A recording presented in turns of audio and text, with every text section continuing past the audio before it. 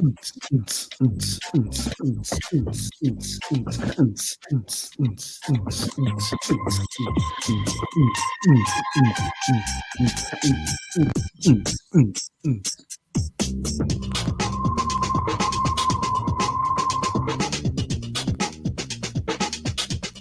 this dancing is making me sweaty.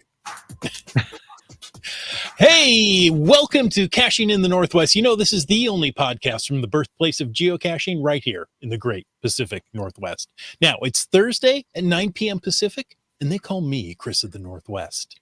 We're going to talk about geocaches and geocachers from here and all around the globe. So while you're grabbing 3 coats to adjust to the changing weather, we'll be caching in the Northwest. 'Tis the season, right? Mm-hmm. All right, yes. Welcome to Thursday night. Tonight we're talking with Marcellus, special guest. Thanks for joining us. He's the author of the blog Geocaching While Black. Live audience, tell us what you want to talk about. Post some comments, interact with us, interact with each other. We know you do. And as you might notice, we're at a monkey-free zone tonight. So we're just going to jump right into a quick reminder that we appreciate the support of our patrons who help keep this podcast coming each and every week. Special thanks to Land Sharks. They are one of our corporate Denali level sponsors. Did you know Land Sharks is having their second annual inventory reduction sale? What's going on? It's 20% off on many items. There's a free trackable gift tag with every $25 spent online or even in the store. You can shop in person or online. Ooh. You can check it all out, find the details, browser inventory, everything at landsharkswithaz.ca. And our other corporate Denali level sponsor, well, that would be Gold Country Geotourism. You can visit exploregoldcountry.com to learn more about the Geotour and the whole Gold Country region. Don't forget, they have an app. Go download the app, check it out. Facebook.com/exploregoldcountry, and I think it's also at exploregoldcountry.com. If you want to know more about supporting this humble little Thursday night podcast, why don't you go over and click that Patreon link on the cachingnw.com, a website. Thank you so much. You do that so well. Tonight, if you want to join in the conversation, and folks, you always do each and every week, I thank you so much for your input that makes this much more of a conversation rather than just a monologue. Us talking to you, you get to talk back to us. That might not have been the right way to say that. You get to communicate with us. Use the hashtag GWB tonight, GWB, in the chat to add to tonight's show. And of course, you can use the hashtag FTAS. That's FTAS, or for the after show. You see how clever we are? Use the hashtag FTAS to bring up something in the after show, and we will do our best to talk about it, well, in the after show. I know it kind of buried the lead there with that, but you'll figure it out. FTAS isn't quite a TLA that you like so much, though. Well, it's an FLA, yeah. And it's not quite the same. Actually, have you considered changing the name of it to, Caching in the Northwest Nights? Ooh. Oh, I might like that. Caching in the Northwest after dark. But, that could be 3:30 in the afternoon in, January. So yeah, in the middle of winter, sure. Fair enough. Hey, we have got a whole pile of news. And some of it's not good. Things are falling, things are failing, but, we'll talk about this. So first of all, if you've had any trouble getting the podcast via Apple Podcast, well, that's not your fault. That's not my fault. That's all on Apple's fault. They've had a bug that's prevented listeners from getting and enjoying new episodes. Recent glitch in the Apple Podcast apps causing some issues with showing new episodes and automatic downloads. So if it isn't working, you can go and manually download those episodes you're missing, or you can listen online, you can listen live, you can listen wherever you want to. But just know that if suddenly it's not there, it's not something you did. It's not something I did. It's Apple, and they don't like you. Okay. Can you do it at a trot? Can you do it at a gallop? Do it so your heart don't palpitate. Do it real slow so your heart don't Oh, that's palpitate. it. Do it real slow. Sorry, I missed that. Yeah. I got the palpitate. Because, that's the only thing that rhymes with Puyallup. Yeah. And it doesn't rhyme. The beginning of it rhymes. Poetic license. Yeah. Okay. The next news story. The European Space Agency, Mhm. that's over there across the pond. Yerp. Yep. The USA or ESA. Okay. The European Space ESA, Agency. not the Europeans. No, not the Europeans. I'm gonna call them the Europeans. Okay. I like that. They had a satellite, ERS-2, that was scheduled to re-enter. Let me check the date. Yeah, that was yesterday. I got an alert on my phone that says, warning, space debris. Now, I've never seen an alert like that on my phone before, and I had to go read the story. Yeah. So the uncontrolled or natural re-entry window passed with no confirmation of the satellite's re-entry. Now, ERS-2 was ESA's. I know there's a lot of TLAs going on here. The European Space Agency's second European remote sensing satellite. It was launched April 21st, 1995. And the satellite had a 16-year career observing Earth until it retired in 2011. Now, So it's been up there a while after retirement. Exactly. We're talking 30 years for this satellite, right? Launched in 95, coming down 2004. So now the vast majority of the satellite will burn up, and any pieces that survive will be spread out somewhat randomly over a ground track, on average hundreds of kilometers long. Now, this ground track, this is what interested me. Started out in the Pacific, but it came up the Washington coast. So, okay. And only tens of kilometers wide. Sure. A long, narrow path. Yeah. So the risks are very, very low. But this thing's falling. Now, we estimate that the largest fragment of the satellite that could reach the ground is 115 pounds. That's 52 kilograms for you folks up north. I wouldn't want to be hit with anything from falling that was 115 pounds. No. Now, well, let me tell you something. This will ease your mind, okay? Do tell. The odds of a piece of satellite falling on someone's head is estimated to be 1 in a billion. Oh, okay. And when you consider that 71% of the Earth's surface is water, odds are likely that a satellite will make the splash somewhere. There you go. What do you think of that? GSM times 2 says it's the European edition of rapid unscheduled disassembly. Yes. It wasn't unscheduled. It was just uncontrolled. Right. More importantly, the ESA was trying not to hit Australia, because if they had landed on Australia would have, given them a ticket for littering. I'm not even kidding either. But drop it in the ocean, nobody's going to complain, right? It's beyond the environment there. It's not in the environment. What's the Little Mermaid going to do? Come up and get angry? And what? And show that she exists? No, she'll never do that. Here's another tidbit that I found very interesting. On average, an object of similar mass re-enters the Earth's atmosphere every week or two. I had no idea. That's quite frequent, actually. Keith says, oops, where'd it go? It's raining junk. Hallelujah. It's Keith raining says, junk. It's hit by a satellite, buys a lottery ticket. There you go. I love that the story opened up in truly government fashion when it says that the re-entry window passed with no confirmation of the satellite's re-entry. You could just hear the government. We can neither confirm nor deny that the satellite has re-entered the atmosphere. The satellite has not re-entered the atmosphere. We have failed successfully. Yes. CRS-98 with 7.5 billion people on Earth. Does that mean 7.5 people are expected to get hit? Sure. Just numerically, I suppose that works, right? I hope you weren't boating yesterday. Yeah.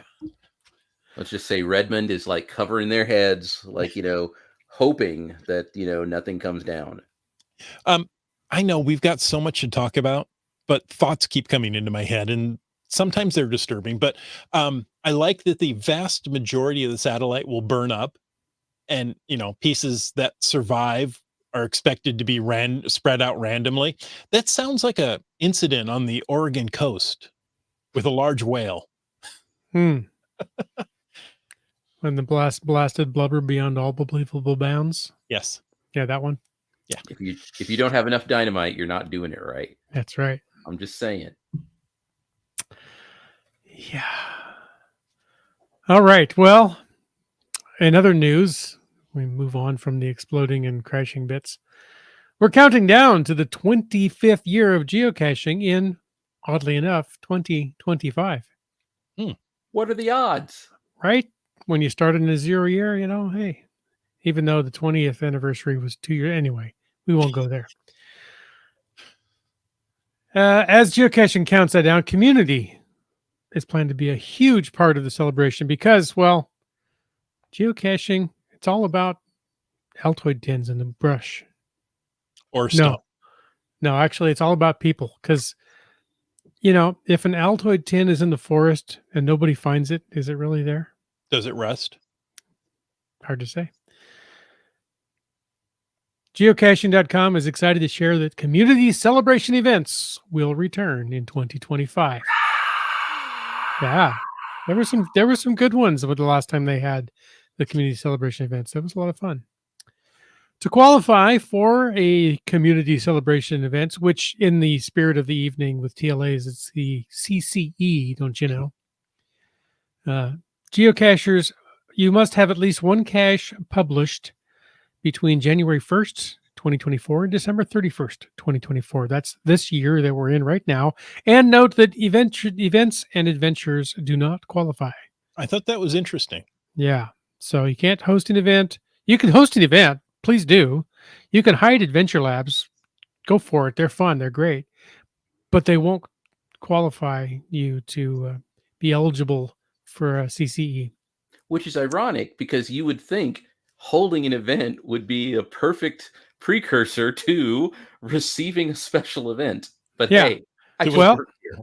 so you must have at least one cache published, and you must host at least one event. And you must Okay. have created a geocaching account before the announcement date of 2 days ago. That's 20th of February, 2024. Could have I think- created a geocaching account, had a satellite hit your head, and now have a chance to win something. In theory, yeah. I'll have to check my account. It might not. I don't know if I've made it early enough. I'll look. Yes. Well, I'll check that out. GSM times 2 says check, check, Yeah. check. Yeah. So he's all ready to receive his. There you go. So I don't know that guarantees you will receive one, but it at least makes you eligible to receive one. Geocaching HQ will distribute CCEs to all geocachers who meet the criteria. Oh, there you go. See, I should have read ahead. They will distribute anybody that meets the criteria. You will do one beginning July 1st, 2024. We will distribute up to 2025. That number rings a bell. CCEs each month, continuing until all qualifiers have received one. Additionally, they will distribute CCEs to all geocaching community volunteer reviewers, moderators, and translators. Each primary account hosting a mega event, giga event, or block party in 2025. Well, they're also going to get one. And you get a CCE, and you get a CCE. I have already done one. Mine, I got to do it at the same place where the first event happened. Oh, there you go. The first event occurred here in Austin in a place called Schultz Beer Garden. So I actually did a community event, a community celebration celebrating the first event. It was awesome. You had me at Beer Garden. Nice. All right. So if you do receive one, you have to host it during the calendar year 2025, basically. Events must be a minimum of 2 hours, cannot overlap with events associated with a mega, giga, or a block party event, which, as we talked about in the prior episode, block parties are coming back in 2025, right? Mm-hmm. So wow. I find it interesting. They're distributing 2025 CCEs per month until everybody gets one. right. hopefully it's more than 2 months. Yeah, 24,000 and change. That's a lot of those. Yeah. it's a lot. Yeah. And at least half of them will be in Germany. Mhm. Probably. So it is interesting. So go place a geocache, go host an event, and Mhm. then you qualify. As And long as go open an account last week. yeah, exactly. Yeah. Get in the time machine. Invent a time machine. Go back in time That's right. and prove to yourself you invented the time machine. Yeah, do that part. It's like, I think I saw that movie. Okay. So, folks, you got Apple messing up, you've got satellites falling out of the earth, you've got HQ giving away events, and we want to give away something too. Just in that spirit. Do you want a chance to win great prizes by helping us out? Here's how you can do it. We do. Positive reviews on podcast hosting platforms such as that first one, that Apple Podcast, Google Podcast, Spotify, and more, wherever you find and download Caching in the Northwest, helps us out enormously. I mean, the algorithms kick in when you do reviews, and it really does help. It does indeed, yeah. Now, we know that takes you time. That takes some effort and creativity on your part. So let us give you something for your effort. Leave a helpful review on the service where you download the podcast, then share a screenshot or link it on Facebook, Instagram, Twitter X, whatever you want to call that, with the contest hashtag I love CNW. And maybe, why not? A little bit of why you love CNW can't hurt, right? And do that, you're automatically entered. Prizes? Yes, sir. You could win some from Land Sharks and Tony's Coffee. Who doesn't love coffee? You? Actually, I'm more of a tea person. Okay, Tony's Coffee has tea. Check out the show each week for more information and some highlighted reviews. There you go. CRS98 just hit the like button. Oh, great. GSM times 2 says, I only watch it on YouTube. Does that count? There, he put in the hashtag. Nice. I love CNW. Mm-hmm. Yeah, so we do really appreciate those reviews. And remember that when you go to that Apple platform that doesn't work right and things break and they don't download, your positive review is about the show content, not the reliability of the platform that hosts it. Good point. That distributes it. so yeah, we can't do Caching in anything the about it. Northwest is great, but these Apple guys, boy. Yeah. Oh. All right. Well, I think that's all of the news that's fit to chat about here on Thursday night. So, without further ado, let's jump into our guest tonight. Marcellus, I was going to say you've been patiently waiting, but actually you've been interacting. It's been fun to have you there. I'm so chatty. Why don't you take a minute to introduce yourself to our podcast listeners, hosts, guests, everybody, and if you could maybe share your caching name, where you hail from. I've heard a hint of that already. And how about what's your favorite geocache type? Okay, well, my name is Marcellus Cad. I go by Atreides. I am the Central Texas representative of the Texas Geocaching Association. And I am actually, I live in Austin, Texas. And I am better known as the author of Geocaching While Black. As for my favorite cache type, I am going to have to go Shayla Simple. It's the good old-fashioned traditional, because there is something very simplistic and satisfying about pitting the Mark I brain and the Mark I eyeball against the Mark I cache. You go to a place, you find the thing. That is where that dopamine hit comes from. I mean, solving a puzzle is nice. Don't get me wrong. Figuring out a multi is nice. Virtuals have taken me to a lot of really interesting places. But when you pare it all down, get right down to the root, it is the good old-fashioned traditional. Mm-hmm. that you have to tease out and figure out. And that's whether it is a pill bottle in a lamppost skirt, or if it is some sort of constructed building somewhere out in the middle of some crazy place 500 miles from civilization. For me, the traditional will always be in my heart. Or some kind of crap like that. I don't know. I just make this up as I go along. Okay, there you go. Now, with that new Dune movie coming out here in just a couple of days, I bet everyone thinks your geocaching name is associated with that movie. But if I remember correctly, isn't it based on Greek history and mythology? It is totally Greek mythology.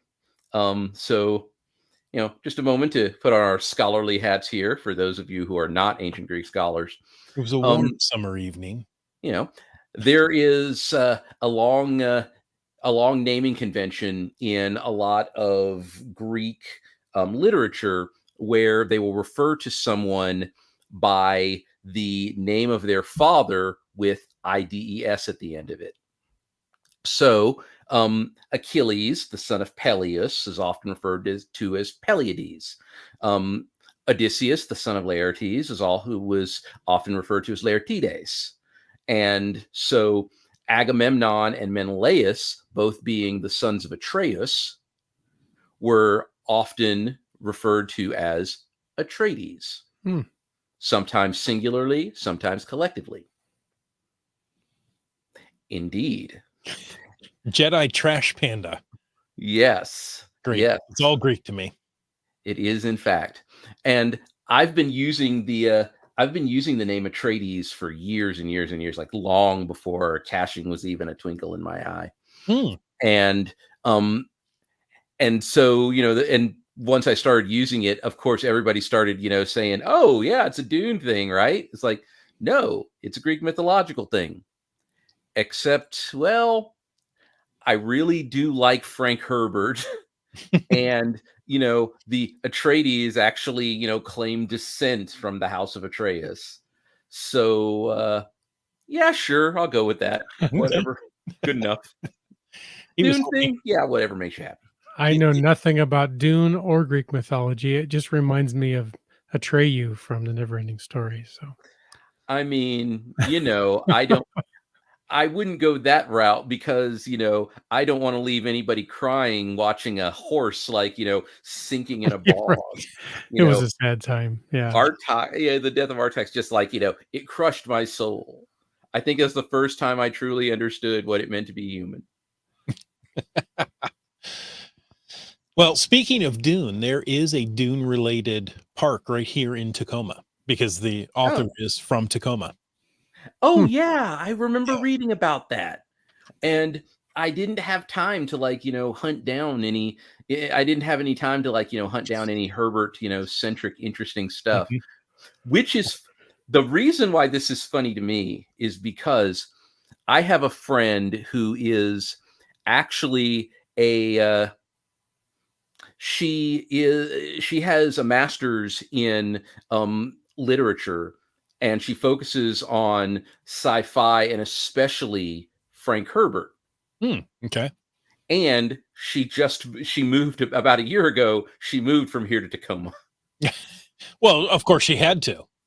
It's like, what are the odds? Actually, I don't even think she planned. She ended up moving in with a friend who happened to live in Tacoma. And I think it was just some sort of lucky synergy or something. Well, speaking of moving, one of the first challenges that got you moving, I believe in geocaching, but maybe not, was the Texas challenge. You're from Texas. I am. That Texas challenge is something that I don't think Northwesterners quite understand. I've been to Texas. I have some relatives from Texas, and Texas is huge. The Texas County Challenge is okay. So here's the thing. I've done the Washington County Challenge. Yeah, and we'll get to that. I have some yeah. problems with that. Oh yeah. And it's impressive enough as it is, you have to have at least smalls. for everything. Texas is totally cache agnostic. It doesn't matter what kind of cache you get, primarily because while Washington has 39 counties, Texas has 254. Overachievers. It requires somewhere on the order of about 10 to 12,000 miles worth of driving to do the entire thing. Mm-hmm. I'm sure if you could do it all at one time, you could maybe lower it down to like about 9. But that is a lot of time going from place to place, sitting in a car, thinking about what you want to do and where you want to go. And also as a side to it, since it's cache agnostic, it doesn't matter what kind of cache. I've actually gotten some counties with some things that you wouldn't expect normally. So, like for instance, my cache for Galveston, which is in Galveston County, is a webcam. Sure. My cache for Denton in Denton County is actually an earth cache, because I usually go to the county courthouse. Well, I always go to the county courthouse when I go to get a new county. And so there is an earth cache at the Denton County Courthouse, which is based on the 5 or 6 different types of granite they use to build the courthouse. My official cache for Tarrant County, which is Fort Worth, is actually Geo Woodstock 17. Nice. Because if you're going to have it, you might as well make it a mega. Right. Why not? Do Adventure Labs count? Have they updated the challenge to include that? No. And I very seriously doubt whether or not they will. Because I get it's as far as I know, there's no real mechanism to be able to track them. That's true.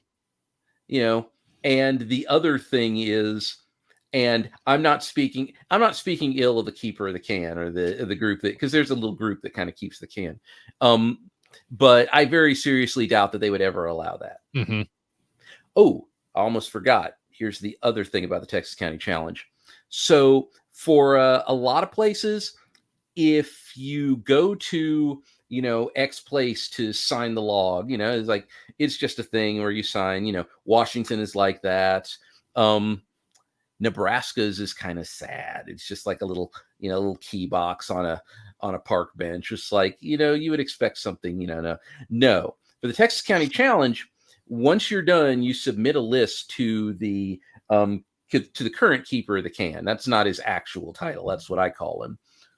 And once you do that, he will bring the can to you or get it to you so you can sign it wherever you want. So there are a lot of people who, some people decide that they want to sign it in the last county they were in, or they want to sign it at this place that's special to them. A lot of people pick the Texas State Capitol. Or here in Mount Bunnell, which is like the highest spot in Austin, but they will get that can to you so you can sign it where you want to sign it. That makes sense after all the miles you put in that they come to you. And then the other thing, and this is one thing I don't think anywhere else does this, but every year at Texas Challenge, the mega event that Texas holds every year, which is going to be March 17th,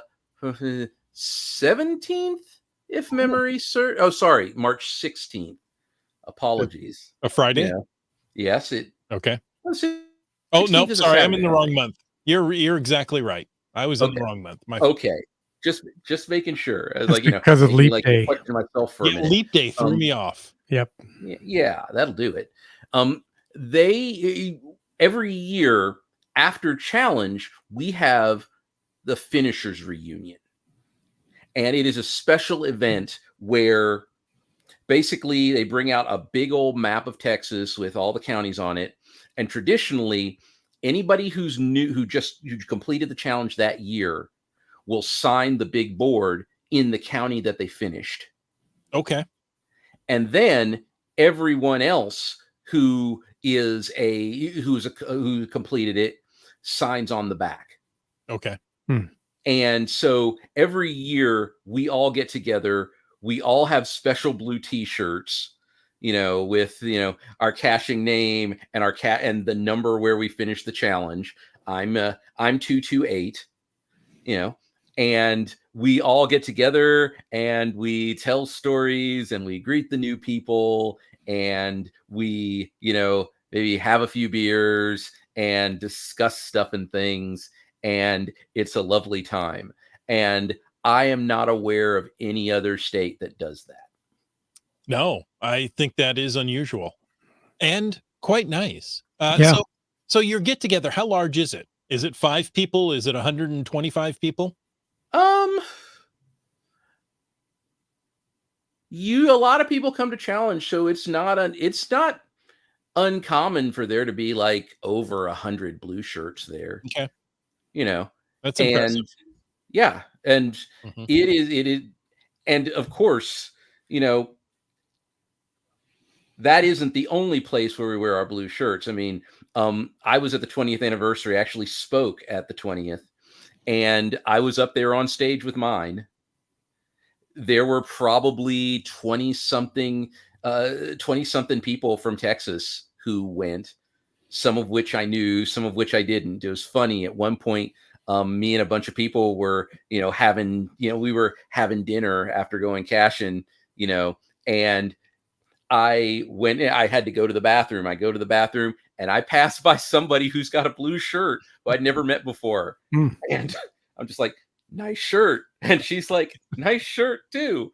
And right there was that immediate connection. Yep. And then she came and joined us for a while because they were like, I was having dinner with like 6 other people who had also finished the Texas County Challenge. So it was our own little mini get together right there. Love it. Love it. Just in case you want to know, Jedi Trash Panda says, on the other end of the spectrum, Delaware has 3 counties. That's my kind of state. Them. Yeah. Rhode Island has 5. Okay. I have not done them. Wow. I mean, that's just, wow. 5 counties. Now, that being said, and it's funny because I was in the Northeast with some people, which actually I went with a group of 6, and 5 of us had completed the Texas County Challenge. And I always looked at like the Northeast and I thought, oh, you've only got like 3 counties, 4 counties, 9 counties. So this is like, we'll fly through this like nothing. And then I realized I forgot to factor in the fact that for all your driving in Texas, Texas has the Lord's own speed limits.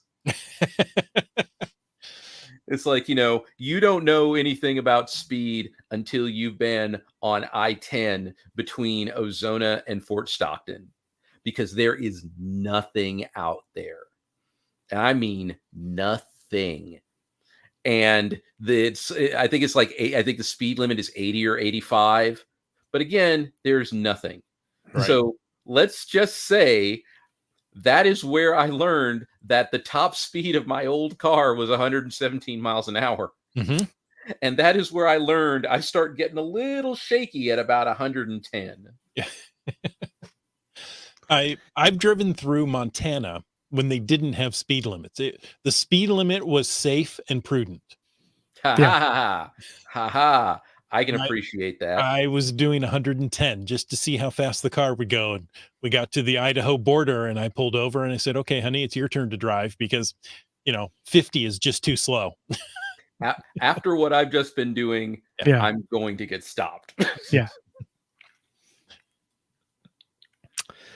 Yeah, I've driven a few of those roads like that. It's crazy. Those white lines on the road go by really quickly. Yeah, they do. Yeah. All right. Well, while you've been caching all over Texas, and Delaware, and all points in between, I think you're also the creator and author of a blog. called Geocaching While Black. Yeah. Sometimes I find a little bit of time to write some stuff. Yeah. I've read a few articles just this week. It's some good stuff. We had a listener, by the way, that recommended we interview you. So can you tell us a little bit about that blog? How'd you start writing it? Why'd you start writing it? Did you that coincide alongside geocaching as geocaching Well, while black? So it makes sense, right? sort of. Basically, I started caching in June of 2018. I started the blog in August of 2018. Okay. As I've heard people talking about the Texas County Challenge, I'd been thinking to myself, well, I'd really like to kind of document that because, it'd be kind of cool, but and I really didn't, think about, highlighting, race or anything like that at the time. But I ended up going on one of the geocaching forums, and I was reading an article. I was reading a forum post that somebody had made, and they had asked, how many times had you been, stopped by cops?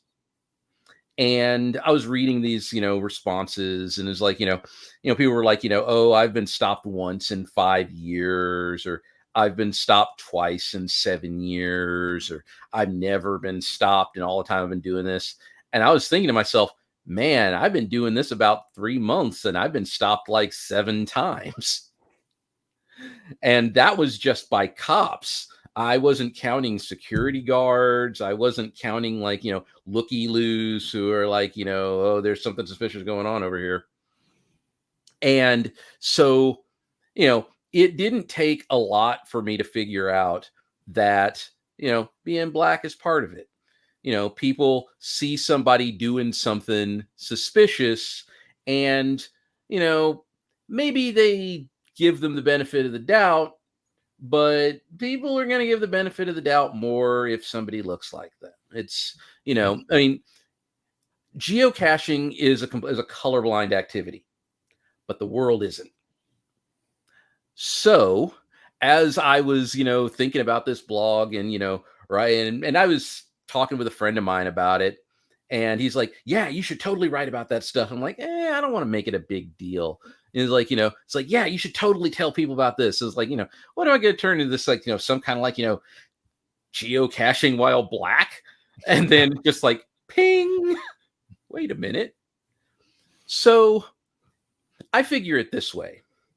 When somebody is writing about their experience, usually they're going to do, they're going to do it with a local slant. Mhm. If they're going to talk about their caching and they live in West Virginia, well, there's going to be a big focus on West Virginia caching because that's a big part of, who they are, what they're doing.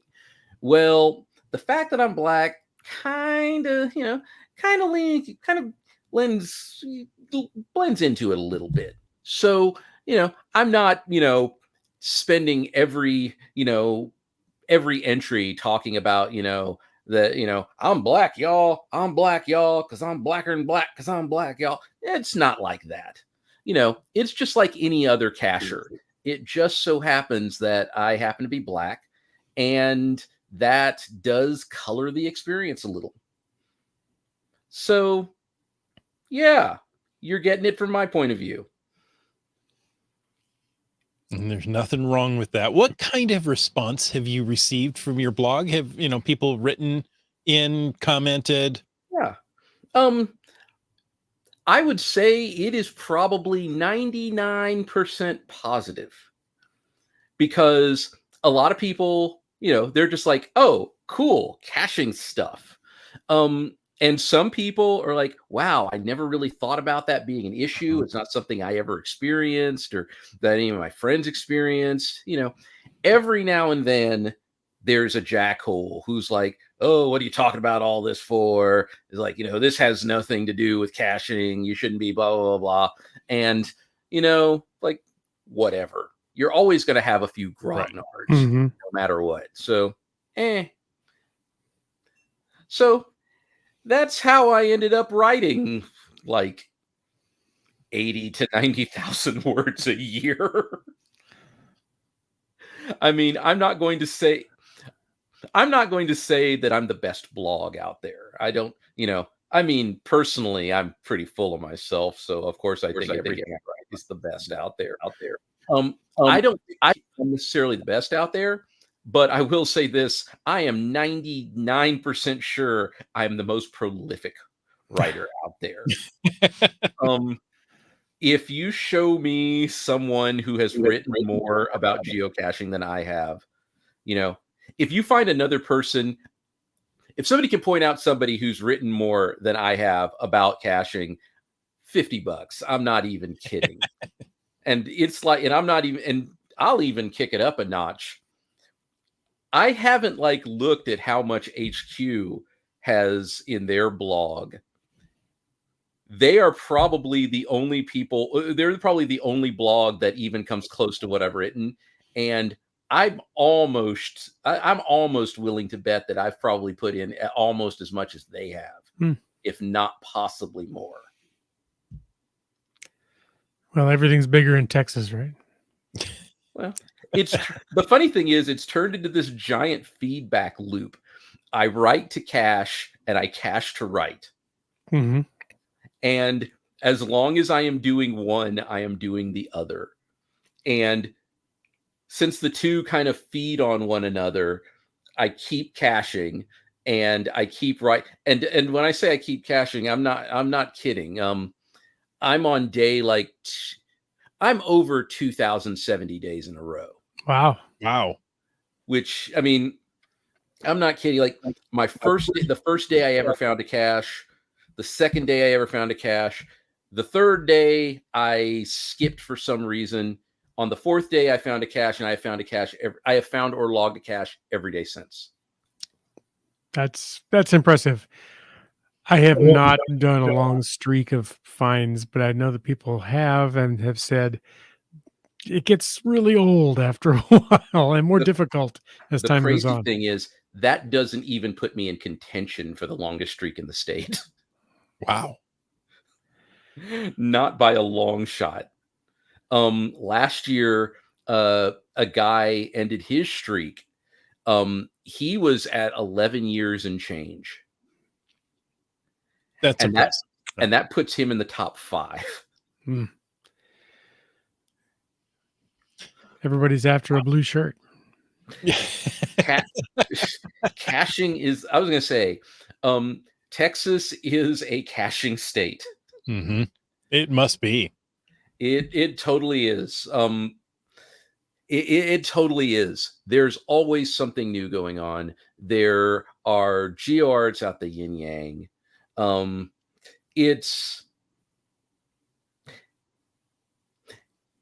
don't know. I know that there are a lot of other places that have active caching communities, but I still have yet to run into one that is as active as Texas. Nice. Okay. GSM times 2, who I think had quite a long streak. I'm not sure if he's still on it. I can't recall. He wants to know, found or logged? Can you explain that? Yeah, I will say it, logged. Okay. Because very good. There have been some times where it has not been safe to go out. I am not going to lie about that. Some people might even say, oh well, if you didn't find it every day, then it doesn't really count. No, I will be the first to say logged, because, for instance, some of you probably heard about the snowpocalypse a couple of years ago. Mm-hmm. Yeah, for those of you who don't know, basically for about a week, Texas, for about a week, Texas basically didn't have power in the middle of the winter because of winter storms. And so there was snow and ice everywhere. And you know something? Out of 6 days where there was ice on the ground and, power was in and out, water was in and out, out of 6 of those days, I actually physically went out 2 of them and found caches. And you know something? Those other days, I logged challenges. And I am not shy about that. Because here's the thing. a streak is awesome, but killing yourself to maintain a streak is not awesome. Yeah, that's going a bit too far for sure. Yes. So, you know what? I had now that being said, the guy I just mentioned who did 11 years, he has a 4x4, and I think he's originally from somewhere in the north, like Indiana or something like that. So he actually did go out each of those days. So credit to him because being from, because here's the thing, and I'll be the first to admit it. What we consider snow, ice, something that will shut a city down, you guys would laugh at us for. I'm not even kidding. We have nothing on that. We have nothing on anything like, north of, say, like, Dallas. Right. On the other hand, it goes the other way as well. When everybody else is like, crying because, it's 100 degrees, that's when we start making sun tea because we're probably in our third or fourth week of 100-degree temperatures. Right. So, it kind of balances out. But yes, it is logged, not found. I am not shy about it. I certainly won't misrepresent anything about it because I would rather survive. Yeah, for sure. So I want to go back to that Texas County Challenge because that thing still boggles my mind, and the way you guys celebrate it. I can just imagine you've had some, let's just say, memorable stories of all the caching in Texas counties. Can you share one of your most memorable experiences? Okay. Strangely enough, there's this one that it actually. So there was this one county that I went to. It's Terrell County, and like I mentioned before, and the funny thing is, this is kind of it isn't specifically about the cache. It kind of like is a side thing to it. But whenever I go to a new county, I go to the county courthouse.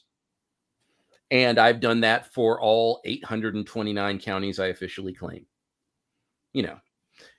And so there was this one county, Terrell County, and I didn't actually, I think it's Terrell.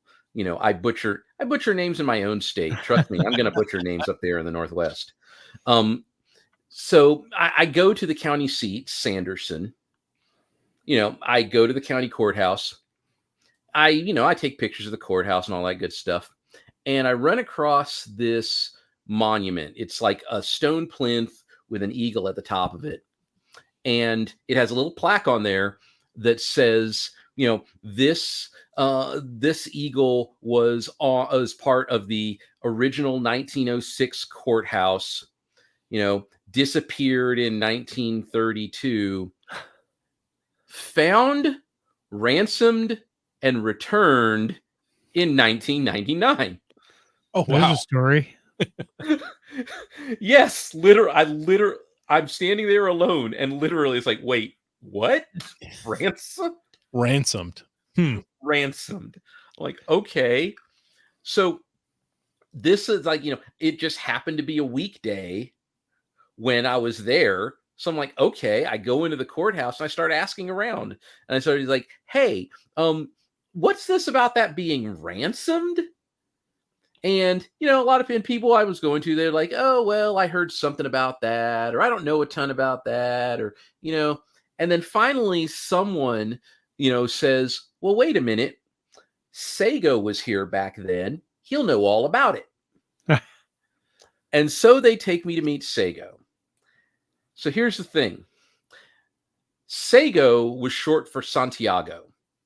And Santiago, in this case, was a man named Santiago Flores, who was the judge of Terrell County. And for those of you who are not from Texas or Alabama, the county judge is the county executive. Basically the same way a mayor has, the city's mayor or the state's governor, well, the county judge. So they take me to meet this guy. And he's really nice and he's really friendly. And I ask him, it's like, what's with that being ransomed? And he tells me, well, I got this little paperwork that I got to take care of real quick. But I tell you what, you come back in about a half hour, I'll tell you all about it. I'm like, okay. Sold. Sold. So I run down the street and I grab a cache because that's actually what I came here for. I would feel bad if I left Sanderson without one. I'd feel really stupid. I get my cache, I sign it. As a side note, whoever hid it, they stuck it in like the thorniest freaking plant on the planet. And I mean, like, that thing had like, 1.5 inch long thorns. It actually like tore into my gloves. It was like, you're kidding me here.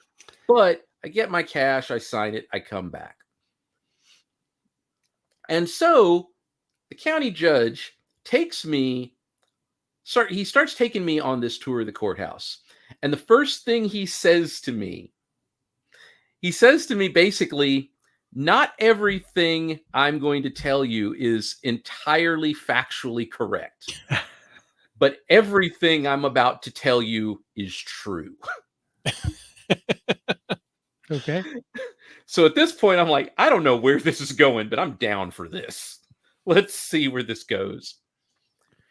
And he turns out to be this amazing storyteller because he's taken me around the courthouse. He's like, showing me things and telling me history. And he's introducing me to like everyone who works here, who are like, these are like all the people who run the county and all this stuff, full tour and everything. And at the same time, he's interweaving this story. So apparently, when the original 1906 courthouse was torn down in 1932, the eagle just sort of disappeared. And they assumed that some sort of workman or somebody had just kind of taken it because, hey, they're tearing this thing down. Right. Nobody's doing anything with it. What the heck? This looks kind of interesting. Whatever. And it disappeared. Somewhere in like the late 60s, early 70s, it cropped up again. And this particular resident, who was like the richest guy in town, basically, he'd been living there all his life. He remembered the old courthouse, all that. He remembered the eagle, and he ended up buying it and getting his hand, or assumably he bought it. I'm assuming he didn't send out assassins to get it for him or anything. But he gets his hands on this thing and he loved it. He thought it was great. He'd invite people over to see it. They'd have like him and all the grandees of the county like hanging around, sipping scotch, smoking cigars around this thing. Did this for years.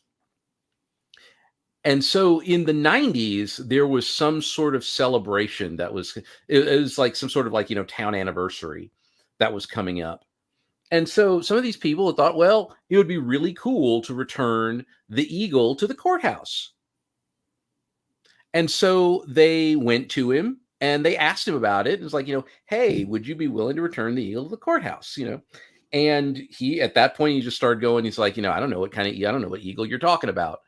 And they're like, the eagle. Is like, I don't have anything like that. It's like, that'd be possession of probably, stolen goods or something like that. It's like, dude, I've literally smoked cigars with you around this thing. We know you have it.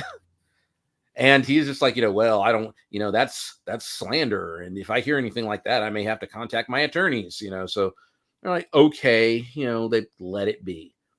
And over the next few years, they, tried to offer him money for it and he wouldn't bite. And they, offered to like pass a couple of, provisions and, a couple of mini laws for that would kind of indirectly benefit him. And he wouldn't, give it up. And they finally realized for whatever reason, there's no way he's going to part with this thing. So they decided to take a different route. They went to his son, the guy who was going to inherit everything anyway. And they asked him, hey, I guess when your old man's out of the picture, can we have it? And the son was like, yeah, I don't care. It's, I don't know why he loves it so much, but I don't really care about it. So yeah, you guys can, have it. So they cut a side deal with the son. A few years later, they've got a different anniversary coming around. But the old man had gone into the hospital, and he was pretty old. I mean, he's pretty advanced. And so his son calls these guys from the hospital and tells them, "Hey, look, I'm like 98% sure that dad's not coming out of here. And I know that you want that eagle for your special thing. So I tell you what, if someone was to break into the house and take the eagle, I would not press charges or anything like that." So this man, who would eventually become the county judge, and several of the other political grandees of the county went over to this guy's house, broke in, and stole the eagle and brought it back. And he tells me this story, and like I said, he's this great storyteller. I mean, for everything, the story, the pacing, everything. And we end right in front of an old photograph of the 1906 courthouse. And we're looking at this thing, and he says to me, "You strike me as a pretty smart guy, so you probably noticed that the eagle in the picture is bigger than the eagle out on the lawn." Some people might consider this some sort of crass marketing ploy to bring people to the county and interest them. But I prefer to think of it as bringing a piece of history and esprit de corps back. And I've seen The Man Who Shot Liberty Valance. This is the West. When the legend becomes fact, Yeah. print the legend. Because I know which story they're going to be telling in 100 years. Oh, that was a good story. That was a good story. Now, here's the funny side note to that story. And it's really not funny. It was nerve-wracking. So anyway, he ends up having to leave because there's, he has, stuff to do. And, there had been a wreck on one of the roads and he had to work with emergency, blah, blah, blah. And he tells me, "Hey, don't take this route out of town." And I'm glad he did, because that was my original plan. I was going to take that route out of town. And so I start driving on a route that's, longer than I would have taken. Here's the thing. The last time I had filled up my car was back in El Paso, which means I had filled up my car about 350 miles ago. So I'm driving in these little canyons and draws and dips and whatnot. And, I'm like, oh, well, I'm running low on gas, because I forgot. And I'd been through a couple of towns on the way here, and I'd forgotten to get gas. I forgot to get gas in Sanderson. And so I'm like, I was like, okay, I'm running low on gas, but you know what? The indicator says that I have about 40 miles more gas than I need. So I should be fine. And then I'm going up and down these little draws, and I notice, oh, wait a minute. I only have 30 miles more gas. I only have 20. I've played this game. Yeah. I only have 10. I don't have enough. I have 0. I have exactly as much as I need. After a while, it's like I have less gas than I need. And it had been raining. So I can't actually keep any momentum on downhills because I don't want to fly off into a canyon. Yeah. So I'm like, well, it's too late to go back to Sanderson. I hope I have enough gas. So I literally just white knuckle my way through it.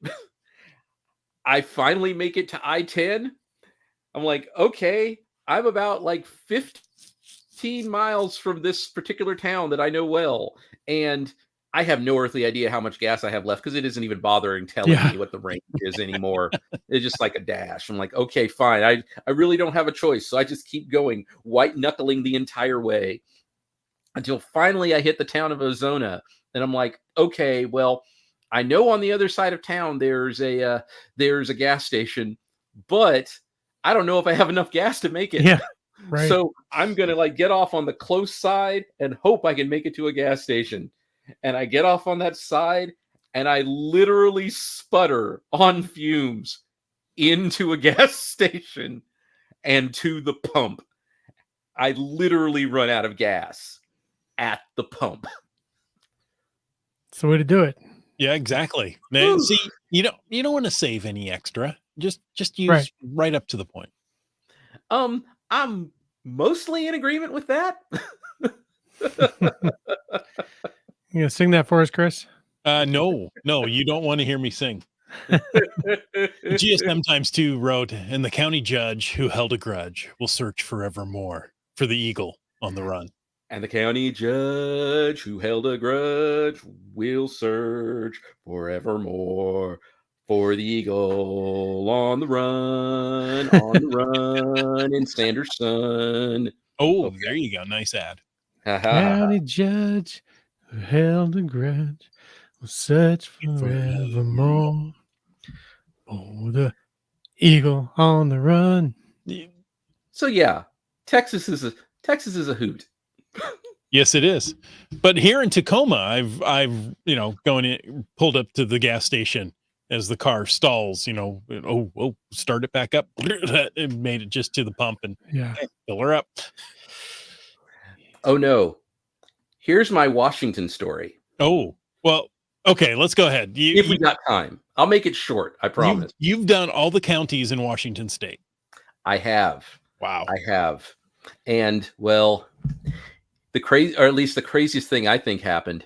I was traveling with someone, another cacher named Buck and I, and he had already done the northwestern counties. So what we decided was we were going to spend the night in Port Townsend anyway. So I took him down to the ferry at Copeland, and he crossed over to Port Townsend, and he basically spent the day with a buddy of his, and I did the basically, Friday Harbor and, all that stuff up there.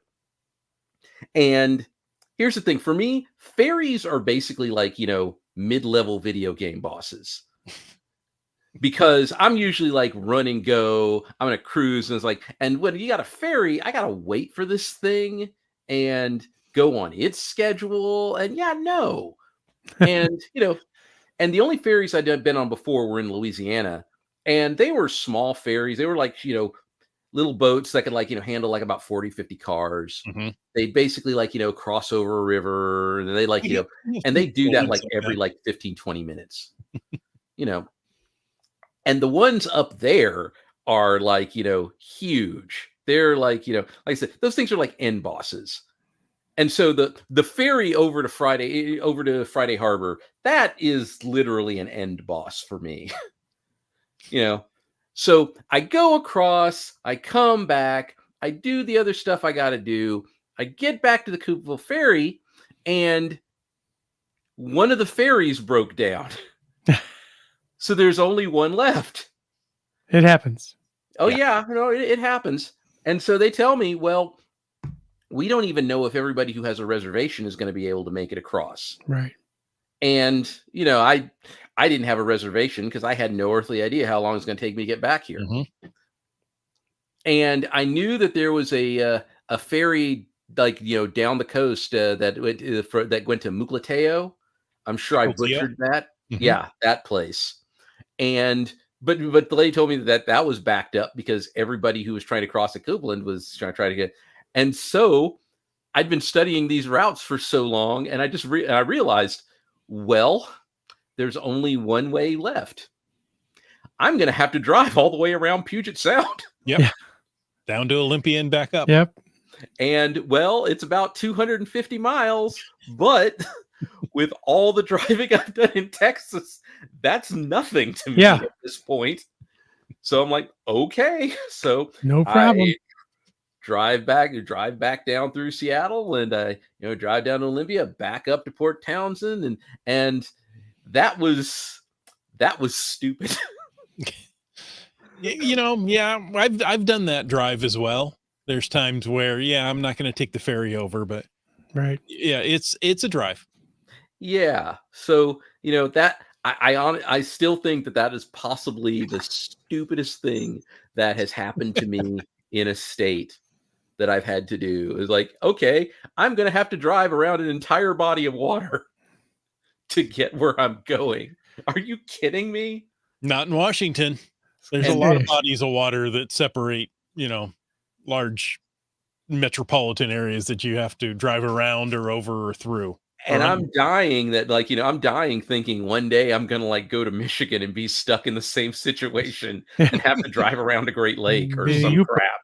It's like, are you kidding me? no, that's right. But I'm prepared. I spent 12,000 miles driving around Texas preparing for just such an event. Yeah, exactly. So you've done all the Texas counties. You've done the Washington counties. What state are you working on now? Well, I just came back from the Northeast. Like at the end of last year. In like September, October. Okay. So I actually need to go back to Connecticut. I finished Connecticut, but I wasn't able to sign the Connecticut County Challenge because we ended up having to change our route Mm-hmm. at the kind of at the last minute because sunlight is a thing, and because of it, we ended up not going past it, and so that's sad. But it'll be I'll do that when I go back to Rhode Island at some point. All 5 counties. All 5 of them. But I'll probably have to do them at like 35 miles an hour. Yeah. It'll still take you some time. Which is like fairness. that's what kills me. There are like residential neighborhoods in Austin that have like higher speed limits than that. It kills me. But there are several places that I really want to go back to complete. I've done half of Colorado, and I want to do the other half. I've done half of Arizona, and I kind of screwed up that trip. So I'm going to have to take a really, really long route to finish it. I've got 6 or 7 in Maryland. I really want to do Nebraska. I really want to do Nebraska because I've been writing, I've been compiling my writings and editing them. And right now I am actually editing my first book, which is about, my travels around Texas. And one of the things I did was I basically took the country and I chopped it up into smaller bits.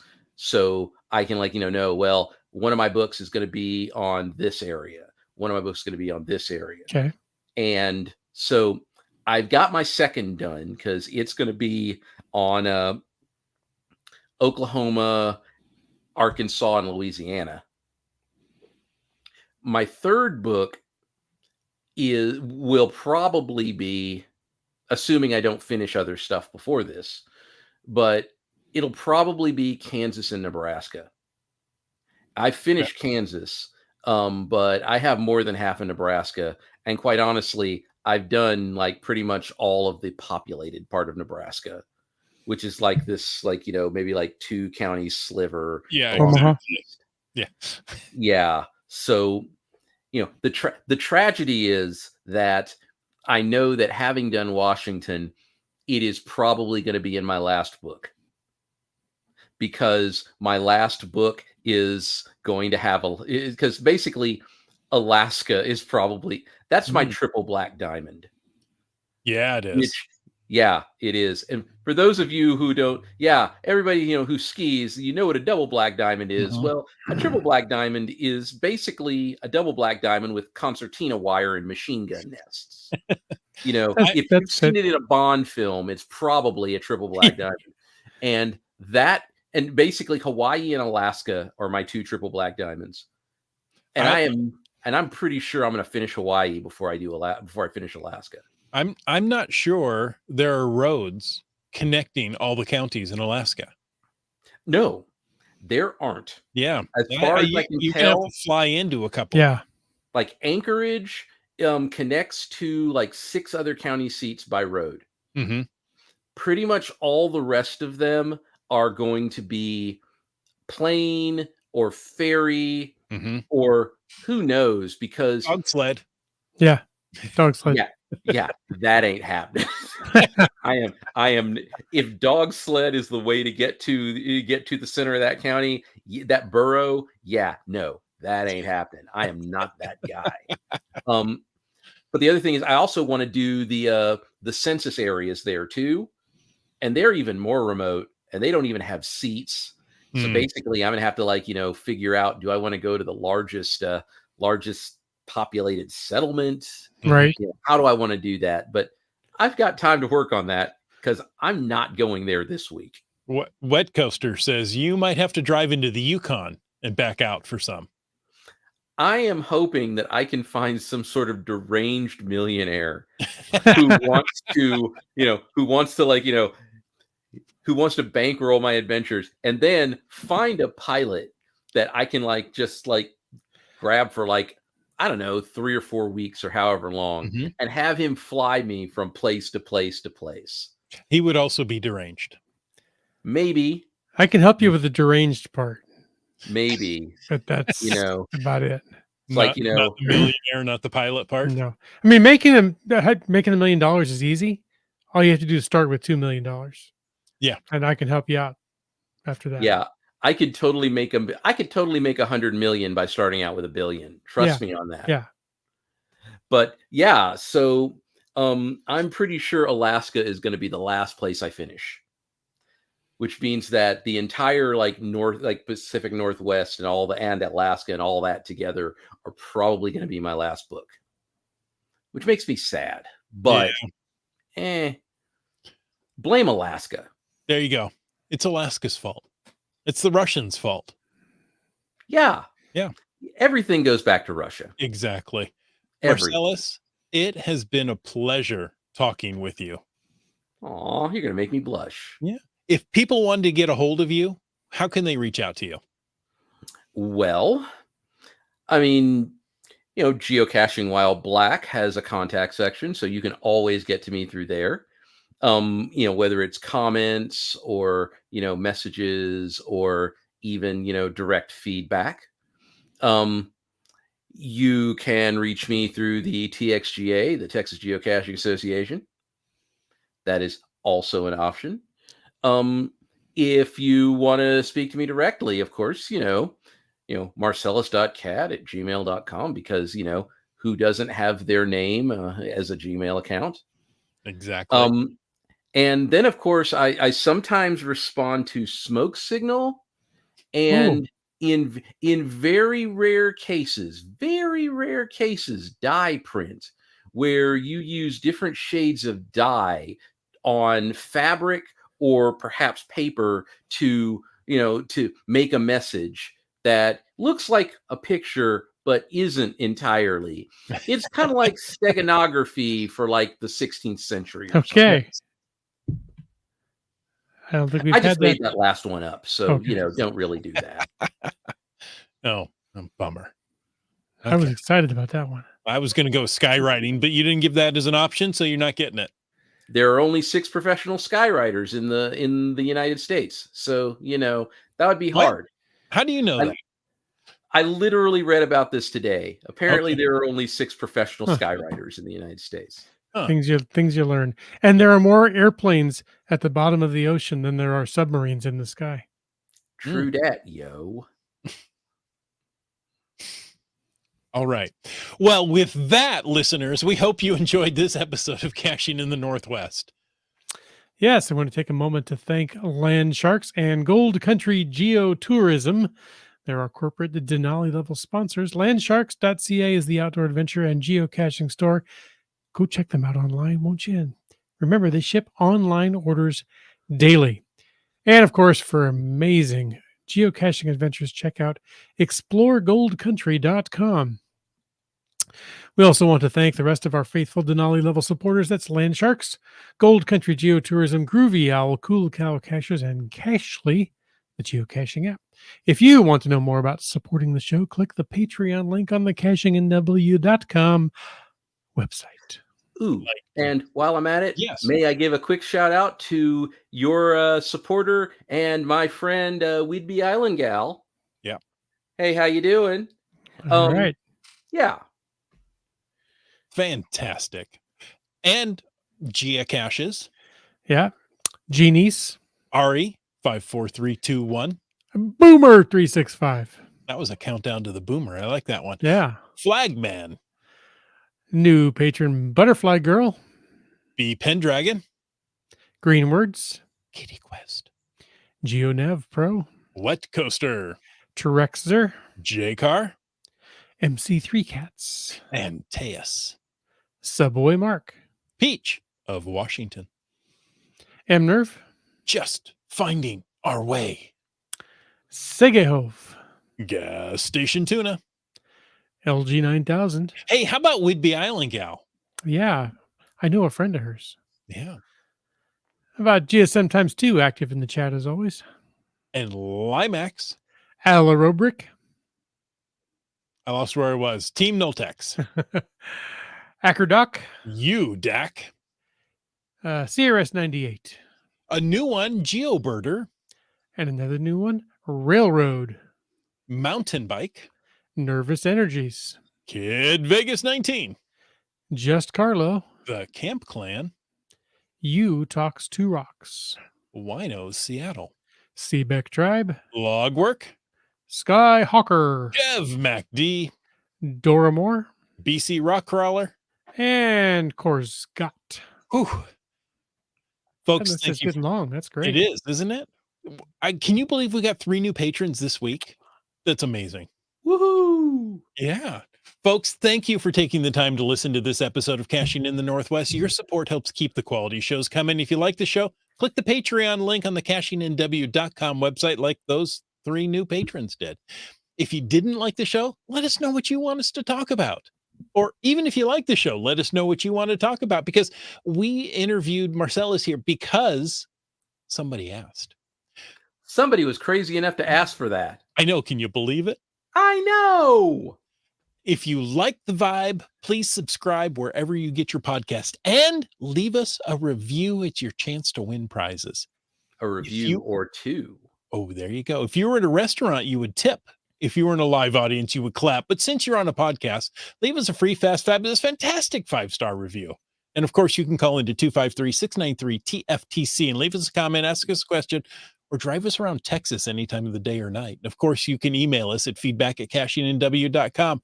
Join us every Thursday night at 9 p.m. Pacific for a live show and chat. This show is produced by Chris Umfenauer, Jim Paulwitz, Jake Kennedy, and Brian Lang. It's licensed under a Creative Commons Attribution 3.0 license, copyright 2024 by Chris Umfenauer. And folks, I ask you to stay tuned for The After Show. Whew, let's take a breath. No kidding. I Breathe, think- man. Breathe. I think we got a couple of fatasses here. First one is from Nervous Energies. He says he took the day off from work for Leap Day, heading to Sumas, Abbotsford for a couple of events and knocking off some virtuals. I heard some people talking at the CITO. They're going to start Leap Day at like 4 a.m. to start hitting events, and they're not Wow. going to be done till the afternoon. I asked this in the wrong way because here Seaback Tribe says, who has plans for Leap Day?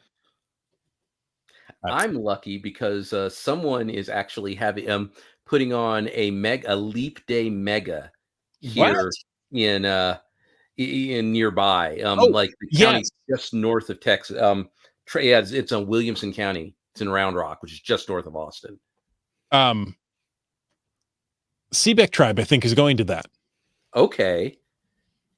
Well, I'm going to be there, so There you go. And Kitty Quest says we should have you back on so we can hear more stories. I tell you what, I've told this. I'm not going to tell this story now, but if I come back, I will tell you guys about the time I was held by Mexican authorities in Nuevo Leon. Fair enough. That's a promise. Yeah. One more FATAS from Yeah. Keats says a new episode of the YouTube channel goes live at 5 a.m. on Saturday. He's getting up early too, isn't he? Jump back onto the weekly episode bandwagon. Way to go. Keats 94's Geocaching Adventures. And folks, thank you so much for joining us. And until next week, get out and get caching in the Northwest.